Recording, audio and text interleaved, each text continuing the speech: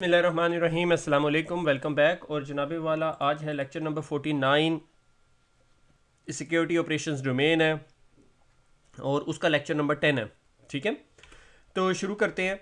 शुरू करने से पहले मेरे का थोड़ा सा रिव्यू कर ले, देखिए, क्योंकि सिक्योरिटी ऑपरेशंस डोमेन जो से one of the biggest domain है, 7वीं डोमेन है, जो आपको कहते हैं कि सेकंड लास्ट डोमेन आप लोगों की CISSP की है। तो हम लोगों ने तकरीबन जो सा है ये वाला सारे का सारा पार्ट तकरीबन कंप्लीट कर लिया है। ठीक है, हमने इंसिडेंट रिस्पांस मैनेजमेंट तक कंप्लीट कर लिया। ठीक है, और उसके बाद प्रिवेंटिव मेजर्स तकरीबन कंप्लीट कर लिए, फिर पैच मैनेजमेंट कंप्लीट कर दिया, कॉन्फ़िगरेशन मैनेजमेंट। और आज हम जो सा है ये multiple processing sites, recovery site strategy, system resilience, fault tolerance से रिलेटेड टॉपिक्स देखेंगे। फिर उसके बाद हमारे पास डिज़ास्टर रिकवरी प्रोसेस आ जाएगा, फिर टेस्ट प्लान रिव्यू आ जाएगा, business continuity and other risk addresses आ जाएंगे। फिर उसके बाद access control, internal security, building inside security, doors और लॉक्स और इस तरह की बातें, और उसके बाद हम ख़त्म। ठीक है, अच्छा, develop a recovery strategy.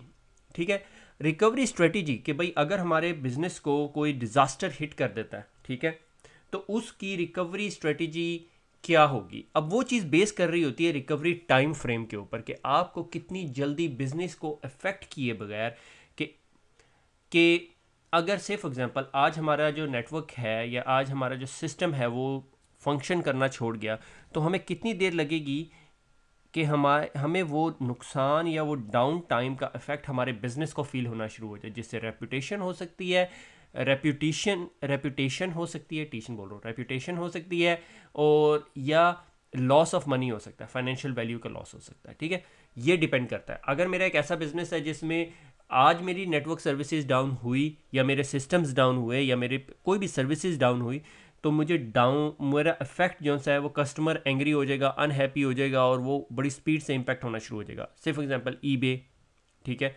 PayPal, Amazon, इन लोगों का रिकवरी टाइम फ्रेमवर्क जो सा है, टाइम फ्रेम जो सा है वो बहुत छोटा है, सेकंड्स के अंदर है। ठीक है, मिनट्स के अंदर है। कुछ ऐसे बिजनेस हैं कि जो सा डेली शाम 6 बजे जो इतने ऑर्डर कलेक्ट होते हैं उनकी शिपमेंट करनी होती है, तो मेरा रिकवरी टाइम जो सा 4 से 6 घंटे होगा। ठीक है, कुछ कंपनीज का डेज होगा, मुझे नहीं पता आज आज आज की दुनिया के अंदर कोई ऐसी कंपनी काम करती है जिसका डेज हो। ठीक है, some some strategies the security professional must consider, तो सिक्योरिटी प्रोफेशनल को कुछ स्ट्रेटजीज कंसीडर करनी चाहिए। ठीक है, तो उसमें एक चीज़ जो सा है डिज़ास्टर रिकवरी स्ट्रेटजी के अंदर सर्वाइविंग साइट है। ठीक है, सर्विस लेवल में drop but still we can use to geographical disperse location to continue providing the services which is equipped and staffed. ठीक है, अच्छा, कि कोई सर्वाइविंग साइट है हमारे पास। ठीक है, हमारी जो एग्जिस्टिंग साइट है अगर वो डाउन हो जाती है तो कोई सर्वाइविंग साइट है और डिफरेंट जियोग्राफिकल लोकेशन पे है। ठीक है, और वहाँ से हम सर्विसेज प्रोवाइड कर सकते हैं। ठीक है, एक ऑप्शन ये है। Self service, organisation can transfer work to another of its own location, कि आप अपनी सेल्फ सर्विस ही करो मगर आपकी ऑर्गेनाइजेशन की मल्टीपल लोकेशंस हैं। से फॉर एग्जांपल मुझे अच्छी तरह याद है कि हमारी एक कंपनी के अंदर मल्टीपल साइट्स थी। ठीक है, लंदन के अंडर ही थी, लंदन के इर्द गिर्द में ही थी, गिरदोनवा में ही थी। तो एक साइट का जो डाटा सेंटर था उसके अंदर कहीं फ्लडिंग हुई, और उसकी वजह से जो है ना नीचे के तमाम फ्लोर जिस पे लोग काम करते थे वो सारी की सारी साइट्स डाउन हो गई। तो उन्होंने क्या कहा, उन्होंने कहा तुम में से जितने लोग हैं जिनके पास घर से काम करने की कैपेबिलिटी है वो घर चले जाएं, घर से काम करना शुरू कर दें। बाकी लोग जो उनसे हैं ये लंदन की जो ये 4 लोकेशंस हैं यहाँ पे जाके काम करना शुरू कर दें। तो हम लोगों ने जो मीटिंग रूम्स थे वो अरेंज करवा दिए थे उन लोगों को, तो दे केम इन सिट इन देयर। अगर कोई ट्विटर की फीड दे रहा था या कोई सर्विसेज प्रोवाइड कर रहा था या कॉल सेंटर सर्विसेज थी तो वो सारी की सारी डिस्पर्स कर ली गई। ये भी एक ऑप्शन हो सकता है, तो that is called self service. Internal arrangement, ठीक है, ट्रेनिंग रूम में मूव कर दे यूज़र्स को। ठीक है, मुझे अच्छी तरह याद है NHS के अंदर अक्सर फ्लड आए होते हैं। ठीक है तो कैफेटेरियाज, कॉन्फ्रेंस रूम्स को यूज़ कर लिया जाता है। ठीक है, रेसिप्रोकल एग्रीमेंट और mutual aid agreement. Reciprocal agreement के किसी के थर्ड पार्टी के साथ आपने एग्रीमेंट कर लिया और उन्होंने कहा कि ठीक है अगर हमें डिज़ास्टर होता है तो हम आपके पास आ जाएंगे, अगर आपके पास डिज़ास्टर हो तो हम आपके पास आ जाएंगे। इसको हम अगली स्लाइड्स में जाके देखेंगे। ठीक है, और डेडिकेटेड अल्टरनेट साइट, या हमने कोई अल्टरनेट साइट बनाई हुई है। ठीक है, या वर्क फ्रॉम होम का ऑप्शन है, या एक्सटर्नल सप्लायर। एक्सटर्नल सप्लायर के अंदर जो सा है ना, ये जो कंपनी है नेट सपोर्ट बिजनेस कॉन्टीन्यूटी, ये काफ़ी फेमस है यूके के अंदर और मोस्टली इंग्लैंड के अंदर। तो अगर आपका बिज़नेस जो सा है खुदा न खास्ता किसी वजह से डाउन हो जाता है, तो आप इनके पास जाते हो और इनके पास कुछ इस तरह के होल्स पड़े हुए हैं जिसमें तमाम कंप्यूटर्स पीसीज प्लग्ड इन है, और आपने जाना है और अपने बंदों को वहाँ भेज देना है और वो वहाँ पे काम करना शुरू कर देंगे। मगर इसकी कुछ लिमिटेशंस हैं, ठीक है। मैं आपको सजेस्ट करता हूँ कि नेट सपोर्ट को यूट्यूब करेंगे ना तो आपको ये वीडियो मिलेगी। ये वीडियो बहुत इंटरेस्टिंग है, ठीक है। 4 या 5 मिनट की वीडियो, ये ज़रूर देखिएगा, ठीक है। और नो अरेंजमेंट एट ऑल। कुछ बिज़नेस ऐसे होते हैं वो कहते हैं हमें अरेंजमेंट की ज़रूरत ही नहीं है, अगर कोई डिज़ास्टर आया हम उससे रिस्पॉन्ड करेंगे और जब तक रिकवर नहीं होगा हमें कोई अरेंजमेंट की ज़रूरत नहीं है, ठीक है। ये तमाम स्ट्रेटजीज जो सी हैं, either surviving site, self service, internal agreement, reciprocal, dedicated, work from home, external supplier और नो अरेंजमेंट, ये सारे के सारा बेस कर रहा होता है कॉस्ट बेनिफिट एनालिसिस के ऊपर, ठीक है। कि अगर आप कहते हो एक डिज़ास्टर वन, ठीक है, मेरे बिजनेस को हिट करता है, ठीक है, और बिजनेस जोन सा है वो डाउन होता है फॉर 1 डे, तो 1 डे का जो लॉस है वो 100,000 जोन सा है के है। तो अगर मैं डिज़ास्टर रिकवरी साइड लेता हूँ तो मुझे वो कितने की पड़ेगी, ठीक है। अगर वो मुझे 10K की पड़ेगी, ठीक है, 1000K की तो नहीं पड़ रही ना। मगर अगर मेरा लॉस ही 10K का है तो मुझे 100K की साइट लेने की ज़रूरत नहीं है, ठीक है। तो कॉस्ट बेनिफिट एनालिसिस आपने देखना है, ठीक है। Mostly cost benefit analysis CISSP ने नहीं देखना होता, मगर बिजनेस या फाइनेंस उसे ड्राइव कर रहा होता है। सिक्योरिटी वालों ने, सिक्योरिटी इंफॉर्मेशन सिक्योरिटी वालों ने उसकी स्ट्रेटजी देनी होती है। नॉर्मली बिजनेस रिकवरी या डिज़ास्टर रिकवरी की जो डॉक्यूमेंट्स होते हैं वो बिजनेस मोस्टली बिजनेस ड्राइव कर रहा होता है, मगर CISSP उस प्रोसेस में इन्वॉल्व होता है। अच्छा, implement a backup storage strategy. ये बहुत इंपॉर्टेंट टॉपिक है कि आपने अगर अपने बिजनेस में बैकअप सिस्टम इंप्लीमेंट करने जाते हैं और आप किसी कंपनी को बुलाते हैं, नेट ऐप को बुला लिया या किसी और को बुला लिया, ठीक है, EMC IBM जो भी है, ठीक है, तो most time sensitive data is replicated of site, either synchronous और एसिंक्रोनस। सिंक्रोनस और एसिंक्रोनस लिखना था, ए नहीं लिखा हुआ यहाँ पे, ठीक है। एसिंक्रोनस सिंक्रोनस डाटा में ये फ़र्क होता है कि अगर आपने अभी यहाँ पे चेंज किया है तो चेंज आपको स्क्रीनशॉट पे कंफर्म नहीं आएगा जब तक दूसरी रिमोट साइट पे जाके रेप्लिकेट ना हो जाए, ठीक है। ये होता है सिंक्रोनस। एसिंक्रोनस आपने सेव किया तो थोड़ी देर बाद वहाँ जाके रेप्लिकेट हो जाएगा। Most sensitive data of site पे कॉन्टीन्यूसली सिंक्रोनाइज हो रहा होता है, ठीक है। दूसरा तरीक़ाकार ये है कि रिकवरी टाइम ऑब्जेक्टिव या रिकवरी पॉइंट ऑब्जेक्टिव, कि आपको कितनी देर में रिकवरी चाहिए। अगर डिज़ास्टर हिट करता है आपको, आपकी सैन उड़ जाती है, आपकी नैज़ उड़ जाती है, आपका फोल्डर उड़ गया, तो आपको कितना जल्दी चाहिए। रिकवरी टाइम ऑब्जेक्टिव मैं 4 घंटे के अंदर अंदर चाहिए। रिकवरी पॉइंट ऑब्जेक्टिव कि आपको अगर आज डिज़ास्टर हुआ है तो आपको कितने बजे तक का डाटा रिस्टोर चाहिए, ठीक है। 10 बजे हुआ, शाम के 6 बजे हुआ, ठीक है। अगर आपका डाटा ये यहाँ पे उड़ गया इस पॉइंट ऑफ टाइम पे जो 12 बज रहे थे, आपने बैकअप यहाँ किया था, तो ये वाला जो डाटा है ये कभी भी रिकवर नहीं होगा, ठीक है। तो आपको रिकवरी कौन सी जगह पे चाहिए, आप कितना डाटा लूज़ करने की पसली रखते हैं, ठीक है। आपकी हिम्मत कितना डाटा है लूज़ करने की, ठीक है। अगर आपका डाटा लूज़ करने की हिम्मत ही सिर्फ 1 सेकंड है तो आपका जो सोल्यूशन होगा, जो 1 सेकंड रिकवरी पॉइंट ऑब्जेक्टिव का होगा, वो बहुत एक्सपेंसिव होगा, ठीक है। वो थाउजेंड या मिलियंस ऑफ डॉलर्स का होगा। अगर आप कहते हैं नहीं यार मुझे 12 घंटे तक कोई फ़र्क नहीं पड़ता, तो ये जो कॉस्ट है ये बहुत लोअर होगी as compare to this cost के, ठीक है। Data that is stored off site include not only the application data, उसके अलावा आपके पास सोर्स कोड होना चाहिए, उसके अंदर हार्डवेयर होना चाहिए, हार्डवेयर एंड सॉफ्टवेयर इमेजेस होने चाहिए, servers, end user licence, utility software licence keys. मुझे याद है मेरा एक फ्रेंड एक कंपनी में काम करता था, उनके साथ ऐसा हुआ था कि डिज़ास्टर हुआ, उनका सॉर्ट ऑफ रेसिप्रोकल एग्रीमेंट था, वो दूसरी साइट पे गए, वहाँ जाके काम करना शुरू किया, सॉफ्टवेयर रिस्टोर किए, लाइसेंस नहीं थे। उसकी वजह ये थी कि लाइसेंस कीज जो से हैं हेल्प डेस्क वालों ने कॉपी नहीं की हुई थी, तो उनके पास लाइसेंसेज नहीं थे। फिर उन्हें बड़ा काम ख़राब हो गया, तो तकरीबन 1 दिन से ज़्यादा का नुकसान हुआ था उन्हें, ठीक है। अच्छा, उसके बाद आ जाता है full backup of all their data followed by the periodic incremental backup. अच्छा, अब यहाँ पे मैं एज्यूम कर रहा हूँ आपको इंक्रीमेंटल, डिफरेंशियल और फुल बैकअप का मकसद पता है, ठीक है। फुल बैकअप का मतलब है कि सारे का सारा बैकअप ले लिया जाए, बहुत एडवांटेज है, ईजी टू रिस्टोर है, रिस्टोर टाइम मिनिमम है, ठीक है। मगर डिसएडवांटेज क्या है, रिस्टोरेशन जो डाटा स्टोरेज कैपेसिटी है वो बड़ी जल्दी हो जाएगी, यूज़ हो जाएगी, क्योंकि अगर आपका 10 टेराबाइट का डाटा है और आप उसको डेली बैकअप करते हो तो हर रोज़ आप 10 टेराबाइट की हार्ड ड्राइव बना रहे हो, ठीक है। ये नुकसान है इसका। इंक्रीमेंटल बैकअप क्या, क्या आपने एक बैकअप लिया, ठीक है, बैकअप 1 लिया जिसे हमने कहा फुल बैकअप, और उसके बाद जितना चेंजेस हुए उसको इंक्रीमेंटल बैकअप कह दिया, फिर अगले दिन इंक्रीमेंटल बैकअप किया, फिर अगले दिन इंक्रीमेंटल बैकअप किया, फिर यहाँ पे फेल हो गया, अब आपको ये रिस्टोर करना पड़ेगा, ये रिस्टोर करना पड़ेगा, ये रिस्टोर करना पड़ेगा, ये रिस्टोर करना पड़ेगा। फ़ायदा क्या कि इंक्रीमेंटल बैकअप बहुत छोटा होता है, 1 GB 1 GB 1 GB, और ये यहाँ पे 9.9 टेराबाइट था, ठीक है। मगर आपको रिस्टोर के लिए 1 2 3 4 हार्ड ड्राइव्स लानी पड़ेगी। अगर खुदा न खास्ता इनमें से एक भी ख़राब बैकअप हुआ तो आपका फारिग हो गया आप लोग, फिर आप यहाँ तक बैकअप कर रिस्टोर कर सकते हो।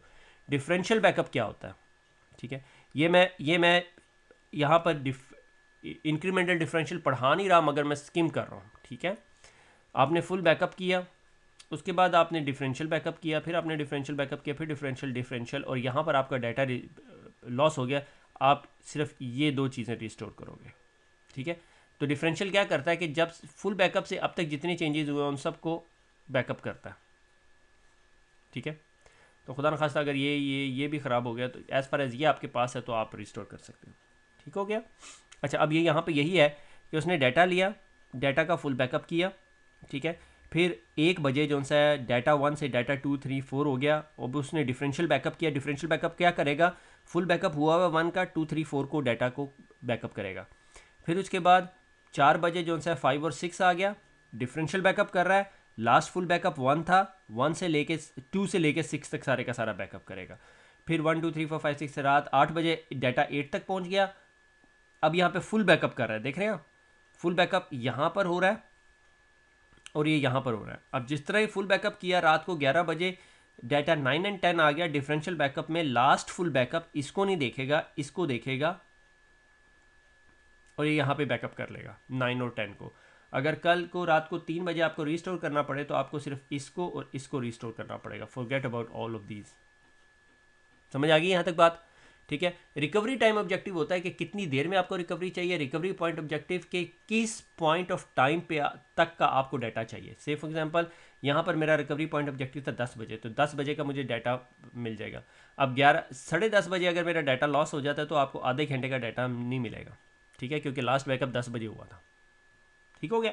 फिर उसके अलावा बहुत सारी टेक्नोलॉजीज़ हैं जो बैकअप कर लेती हैं और बड़ा बड़ा क्विक बैकअप होता है, तो वो further beyond the scope of CISSP होता है, ठीक है। अच्छा, रिकवरी साइट स्ट्रेटजी, वो रिकवरी स्ट्रेटजी थी जो हमने शुरू में पढ़ी थी, ठीक है, डेवलप अ रिकवरी स्ट्रेटजी। अब साइट इन्वॉल्व होगी तो dual data centre brilliant expensive solution है, application that can not accept any down time, ठीक है।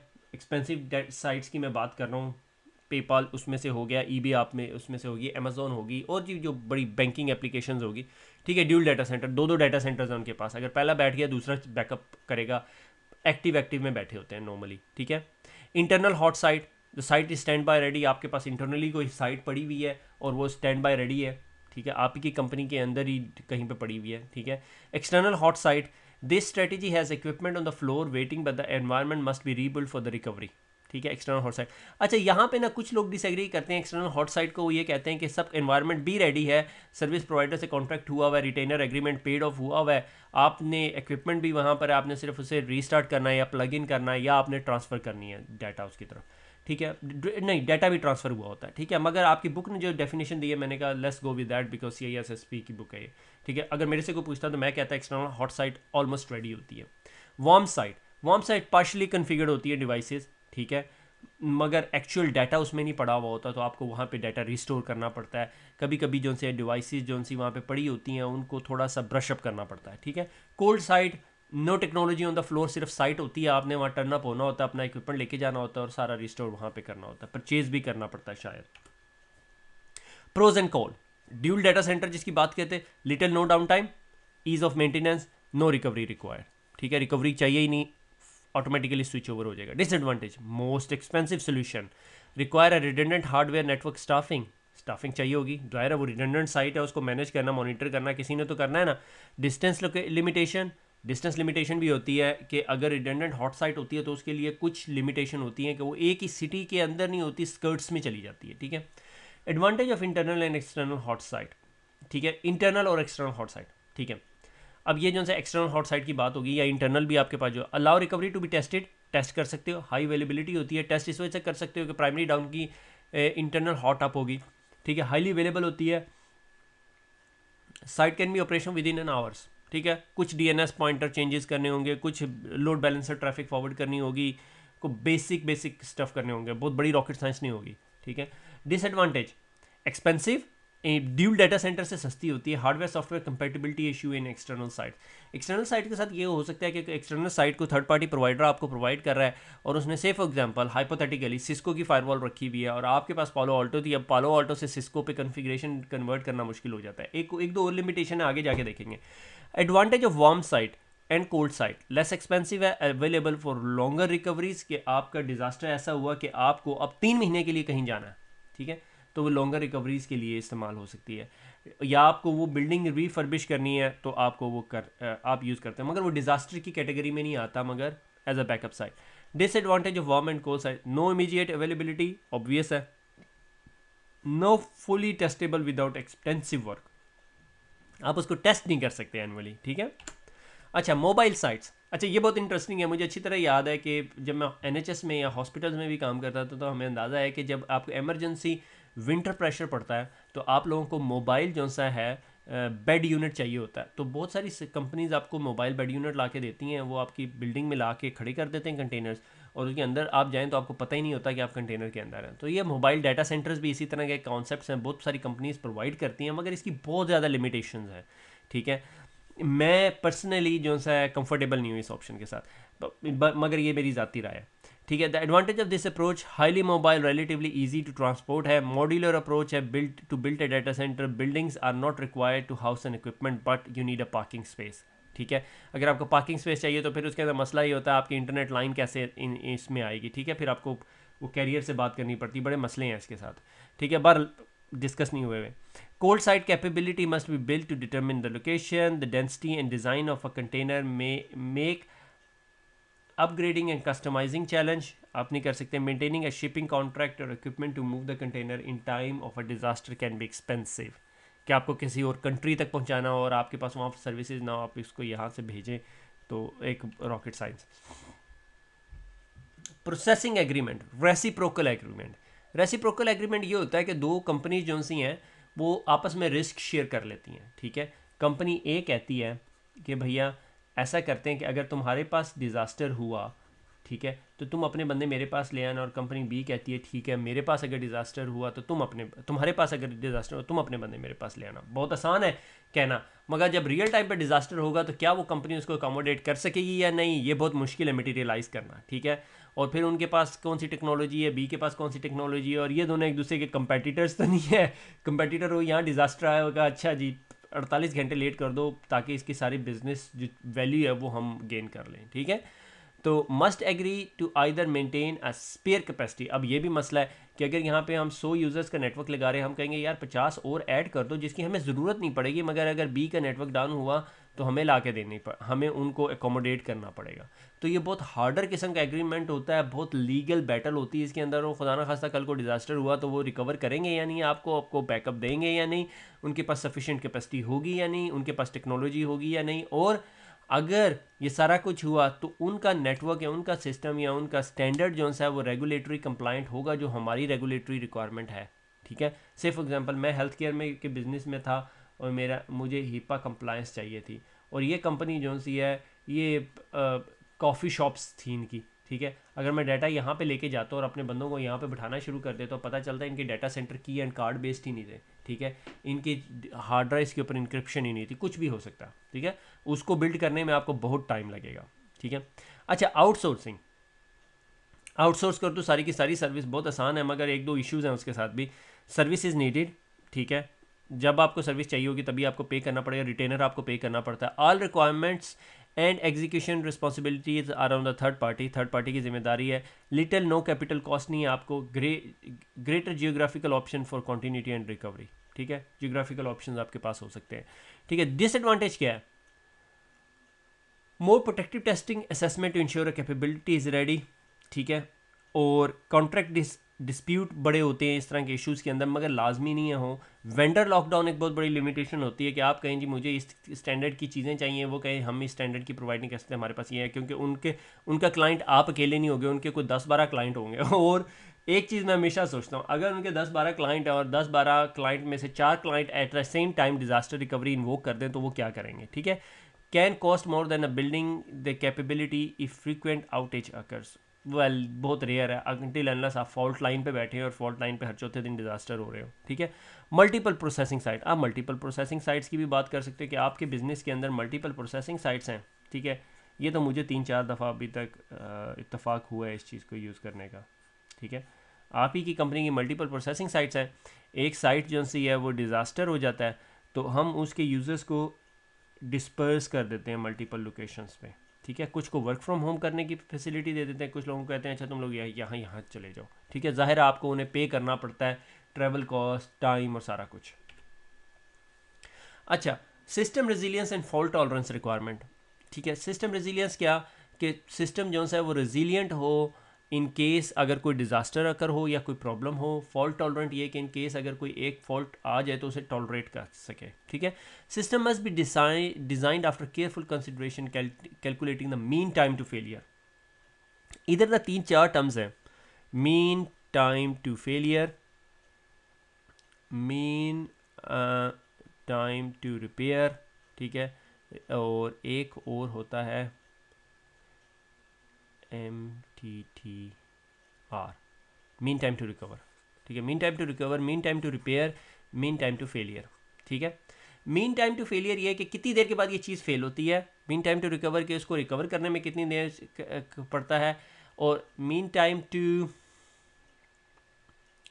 Repair, mean time of failure,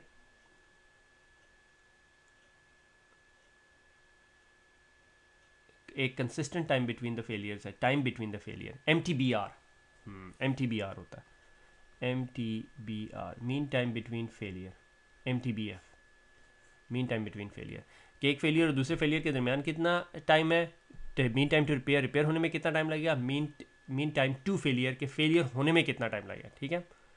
अच्छा, इसको ना एक सेकेंड, ज़्यादा गिचमिच हो गया। आपने याद रखना है मीन टाइम टू फेलियर, आपकी बुक ने सिर्फ यही याद रखा हुआ है, ठीक है। नॉर्मली अगर आप एक स्विच लेते हो वो कहते हैं ये स्विच जो सा है जी कितने साल चलेगा, ठीक है। जैसा सोनी का टीवी लिया जी, सोनी का टीवी कितने साल चलेगा, ठीक है, मीन टाइम टू फेलियर। अगर आपको एक ऐसी टेक्नोलॉजी ले लें जो जिसके फेलियर की पॉसिबिलिटी ये होती है कि हर 48 महीने बाद उसने फेल होना होता है, तो आपका जो होल सिस्टम जो उस टेक्नोलॉजी के ऊपर बैठा होगा, मीन टाइम टू फेलियर के ऊपर, ठीक है। आप जितनी मर्जी बड़ी बिल्डिंग बना लें, ठीक है, तो ये इसका भी यही इम्पैक्ट होगा कि वो भी 48 महीने के बाद जो सी है वो फेल हो जाएगी, ठीक है।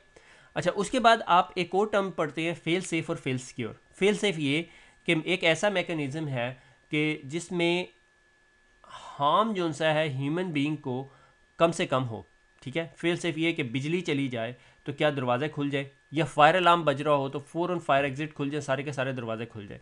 तो उसका नुकसान क्या होता है, उसका नुकसान ये होता है अगर किसी बंदे ने बिल्डिंग में घुसना हो तो वो फायर अलार्म इन्वोक कर देता है और उसके बाद बिल्डिंग में घुस जाता है, ठीक है। CISSP के एग्ज़ाम के अंदर एक चीज़ आपने बिल्कुल अच्छी तरह याद करनी है। मुझे अभी ख्याल आया कि बहुत अरसा हो गया हमने CISSP के एग्ज़ाम की बात नहीं की ठीक है। CISSP के एग्ज़ाम के अंदर एक चीज़ आपने बहुत ख्याल रखना है कि अगर आपको एक साइड पे मिलियंस ऑफ डॉलर्स का नुकसान हो रहा है और एक साइड पे एक ह्यूमन लाइफ बचानी है, तो human life has a more precedence over the million dollars. तो आपने ह्यूमन लाइफ बचानी है, ठीक है, ये इंपॉर्टेंट चीज़ है, ठीक है। इसीलिए फेल सेफ सिस्टम डेवलप किए जाते हैं जहाँ पर ह्यूमन बीइंग के हार्म की बात आ रही हो, ठीक है। से फॉर एग्जांपल एक ब्लेड कटर है, ब्लेड कटर में अगर कोई चीज़ आ गई है, ठीक है, तो एकदम ब्लेड कटर को रोक दिया जाए, ठीक है, तो फेल सेफ ऑप्शन हो गया। अच्छा, फेल सिक्योर क्या कि अगर कोई कंट्रोल फेल हो रहा है तो उस कंट्रोल के फेलियर की वजह से जो मेन सिस्टम जो काम कर रहा है वो फेल ना हो, ठीक है, इसको कहते हैं फेल सिक्योर, ठीक है। उसकी एग्जांपल देता हूँ, ATM का पिन वेरिफिकेशन जो सिस्टम है वो फेल हो जाए तो ATM जो है वो पैसे निकालना ना शुरू कर दे, ठीक है, तो ये होता है फेल सिक्योर। फेल सेफ ये होता है कि फायर अलार्म सिस्टम बजाए तो तमाम दरवाजे ओपन हो जाए क्योंकि लोगों ने भागना है, बिल्डिंग से बाहर निकलना है। ये कॉन्सेप्ट बहुत क्लियर रखना क्योंकि आप लोगों ने एग्जाम में कंफ्यूज हो जाना है, इसके से रिलेटेड क्वेश्चन जरूर आता है फेल सेफ और फेल सिक्योर से रिलेटेड। अच्छा, redundant and fault tolerant sites, fault tolerant sites नहीं है ये, ठीक है, टर्म है, ठीक है। कोल्ड स्पेयर स्पेयर पड़ा हुआ है, नॉट पावर्ड अप, साइड पे पड़ा हुआ है, आपकी फायरवॉल की रिडंडेंट पावर सप्लाई जो सी है वो साइड पे पड़ी है, फायरवॉल में लगी नहीं हुई। अगर फायरवॉल की पावर सप्लाई फेल होती है, आप इसको उठाते हैं, लगा देते हैं फायरवॉल में, 1 या 5 या 10 मिनट का डाउन टाइम आता है, ठीक है। अच्छा, उसके बाद अगली चीज़ आ जाती है वार्म स्पेयर, ठीक है। वार्म स्पेयर एक ऐसी चीज़ होती है कि इंसर्टेड, ऑलरेडी इंसर्टेड होती है सिस्टम में, मगर पावर अप नहीं हुई होती, ठीक है। इसकी बहुत अच्छी एग्जांपल मैं जो उनसे हूँ, कोर जो स्विचेस होते हैं 6500, ठीक है, उसके सुपरवाइज़र से रिलेटेड है। उनमें 2-4 ऑप्शंस होते हैं जिसमें वो ऑलरेडी बूटेड अप होता है या प्री बूट स्टेज के अंदर होता है, तो वो वार्म स्पेयर होता है। उसे अगर प्राइमरी सुपरवाइज़र फेल हो जाता है तो उसको रीबूट होना पड़ता है, ठीक है। हॉट स्पेयर ये है कि फुली स्टैंड बाय है। अगर फायरवॉल्स की टर्म्स में देखा जाए तो आपकी जो सी फायरवॉल्स है फुली एक्टिव है, ठीक है। Hot spare, cold spare, warm spare, hot spare, ये टर्म कहीं पर भी यूज़ हो सकती है। एसी के लिए cold spare, warm spare, hot spare के हमारे पास, एचवैक फैसिलिटी के लिए कोल्ड, वार्म और hot, electronic equipment, computers, laptop, servers, networks, SAN, सब के लिए यूज़ हो सकती हैं ये टर्म्स, ठीक है। यहाँ पर हम ब्रेक लेते हैं क्योंकि काफ़ी कुछ हम लोगों ने पढ़ लिया, ठीक है। कॉन्फ़िगरेशन मैनेजमेंट हमने पढ़ ली थी, multiple processing sites, system resilience, fault tolerance requirement, ये यहाँ तक पढ़ लिया है। इसके आगे एक कॉन्सेप्ट है रेड का, ठीक है। मैं देखूंगा, मैंने इस वजह से नहीं पढ़ाया क्योंकि मेरे ख्याल में मैं पहले पढ़ा चुका हूँ। अगर नहीं पढ़ा चुका तो हम इसको एक दफ़ा नज़र में से गुजार लें, क्योंकि रेड के 3-4-5 टाइप्स हैं जिसको आपकी बुक ने डिस्कस किया हुआ है, और मेरे ख्याल में बीइंग अ CISSP आपको इनके बारे में पता होना चाहिए। और जितना मैं पढ़ाऊंगा मैं आई वुड सजेस्ट कि उसको थोड़ा सा और डीप स्टडी कर लें, क्योंकि अक्सर ये होता है कि आप लोग जो CISSP करने आए हुए हैं और आप लोग टेक्नोलॉजी बैकग्राउंड से नहीं है या सर्वर्स बैकग्राउंड से नहीं है और आपको रेट के इतनी डिटेल में नहीं पता, तो कुछ क्वेश्चंस ऐसे आते हैं जो आपको थोड़ा कंफ्यूज कर सकते हैं, ठीक है। तो इसलिए मैं सजेस्ट करूंगा कि आप लोग थोड़ा सा रेट खुद भी पढ़ लीजिएगा, मगर मैं अगले लेक्चर में कोशिश करूंगा पढ़ाने की, क्योंकि मैंने रेट के अलावा फिर अगली डोमेन्स पे जाना है, क्योंकि हमारा काफ़ी डिले हो चुकी है सीरीज़, तो मैं चाह रहा हूँ कि इसको ख़त्म कर लें अब हम, ठीक है। तो आज हम लोगों ने जो सा रिकवरी साइट स्ट्रेटजीज देखी, रिकवरी साइट की टाइप्स देखी, कोल्ड, हॉट, वार्म साइट्स क्या होती हैं, फिर इक्विपमेंट टाइप देखी, स्ट्रेटजीज़ का किसका क्या एडवांटेज है, किसका क्या डिसएडवांटेज है, उसके बारे में देखा, ठीक है। तो खुश रहें, दुआओं में याद रखिएगा, फिर मुलाकात होगी, अल्लाह हाफिज़।